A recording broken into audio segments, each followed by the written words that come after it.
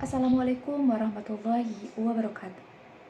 Senang sekali pada kesempatan kali ini, kami dari Universitas Dian Nusantara, perkenalkan nama saya Desti Nurhayati, beserta teman-teman saya ada Nadia Islamia, Roma Tua Manurung, dan Agus Kurniawan, akan menyampaikan materi mengenai pajak bumi dan bangunan.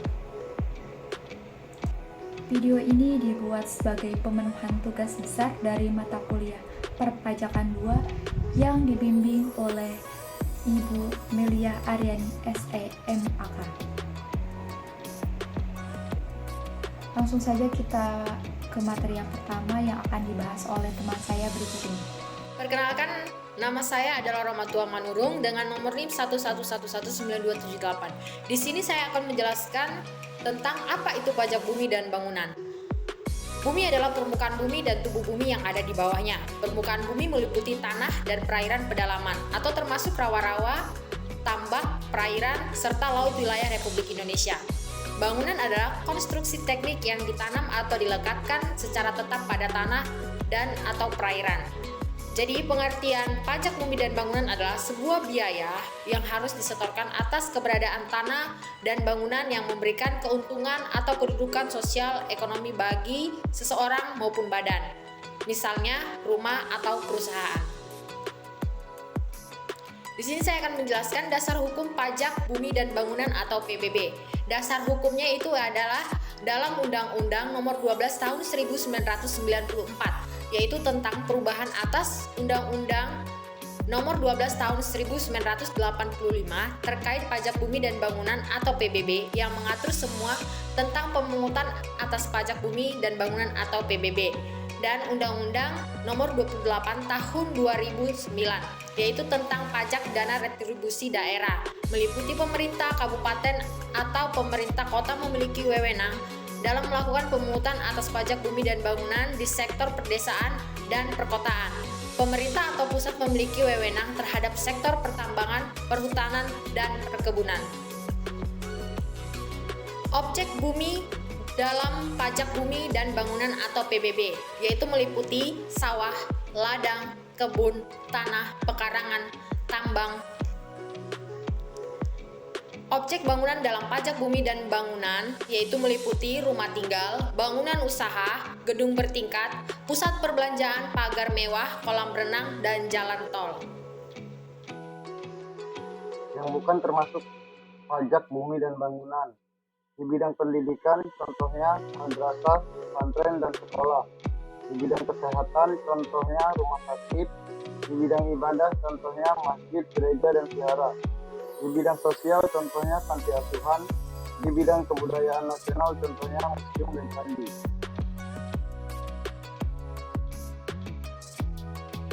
Dasar pengenaan pajak bumi dan bangunan.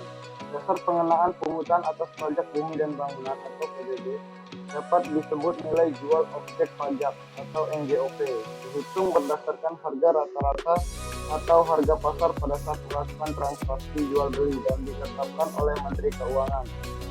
Berdasarkan NJOP TKP ditetapkan sebesar 12 juta rupiah.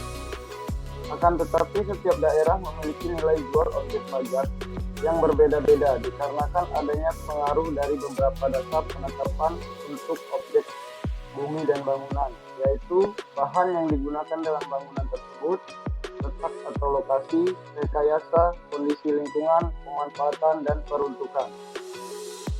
Berikutnya mengenai tarif pajak bumi dan bangunan. Nah, untuk nilai jual objek pajak bumi dan bangunan di bawah 1 miliar itu perhitungannya menggunakan PBB sama dengan NJOP dikurang NJOP TKP dikalikan dengan 20% dan dikalikan dengan 0,5%. Atau bisa juga dengan pajak bumi dan bangunannya itu sama dengan NJOP dikurang NJOP TKP dibagi 1000. Atau jika NJOP-nya atau nilai jual objek pajaknya itu di atas 1 miliar, maka NJOP dikurang NJOP TKP dikali dengan 40% dikalikan dengan 0,5%. Atau bisa juga dengan NJOP dikurang NJOP TKP dibagi dengan 500. Selanjutnya kita masuk ke dalam contoh soal dari NJOP di bawah 1 miliar. Nah, di sini ada Pak Rudi memiliki sebidang tanah sebesar 400 meter persegi dan luas bangunan yang dimiliki Pak Budi ini sebesar 250 meter persegi. dan harga tanahnya ini sebesar 500 per meter perseginya. Nah, jika NJOP TKP Parudim ini sebesar 12 juta, maka berapa pajak bumi dan bangunan yang harus Parudi bayarkan? Nah, di sini untuk rumusnya kami masukkan dulu rumusnya, yaitu PBB sama dengan NJOP dikurang NJOP TKP dikalikan dengan 20% dan dikalikan dengan 0,5%. Atau rumus lebih mudahnya yaitu dengan PBB NJOP dikurang dengan NJOP TKP dibagi dengan 1000.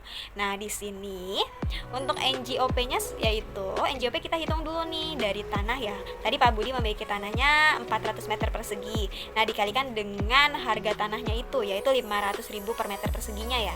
Jadi di sini 400 dikalikan dengan 500.000. Nah, hasilnya yaitu 200 juta. Nah, untuk bangunannya itu luas bangunannya 250 meter persegi yaitu dikalikan juga dengan 500.000, maka di sini hasilnya 125 juta. Nah, sehingga nilai NJOP-nya yaitu 200 juta ditambahkan dengan 125 juta yaitu 325 juta. Nah, kemudian kita masuk nih ke rumus yang PBB NJOP dikurang dengan NJOP TKP dibagi dengan 1000. Nah, di sini untuk PBB-nya artinya NJOP-nya itu kan sudah dapat tadi 3250 ya, 3.325 juta.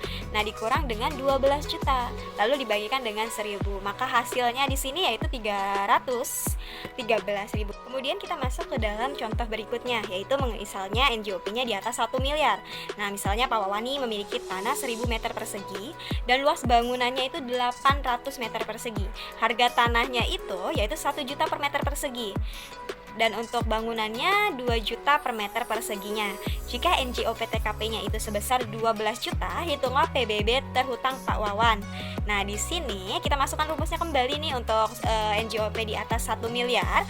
Nilai PBB-nya itu sama dengan NJOP dikurang NJOP TKP dikalikan dengan 40% dikalikan dengan 0,5%. Atau rumus lebih mudahnya yaitu NJOP dikurang dengan NJOP TKP dibagi dengan 500. Nah, untuk itu kami perhitung dulu nih NJOP TKP-nya. Tanah ya, untuk NJOP TKP-nya, untuk tanahnya sendiri tadi ada 1000 meter persegi dikalikan dengan harga jualnya yaitu 1 juta per meter perseginya, maka untuk tanahnya ini sama dengan 1 miliar. Nah, untuk bangunannya sendiri yaitu ada 18 meter persegi dikalikan dengan 2 juta. Nah, untuk bangunannya ini hasilnya yaitu 1.600.000.000 juta. Nah, kemudian ditambahkan nih hasil dari tanah dan bangunannya sebesar 2.600.000.000 juta.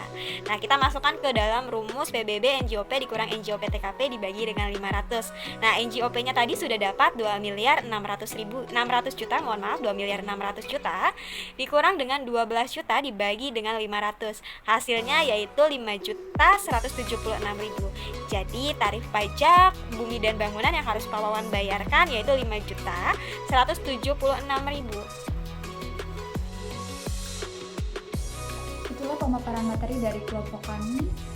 Selanjutnya berikut adalah contoh soal yang dapat teman-teman kerjakan untuk dapat mengetahui seberapa jauh kemampuan pemahaman kita dalam materi kali ini. Kurang dan lebihnya mohon dimaafkan. Akhir kata, wassalamualaikum warahmatullahi wabarakatuh.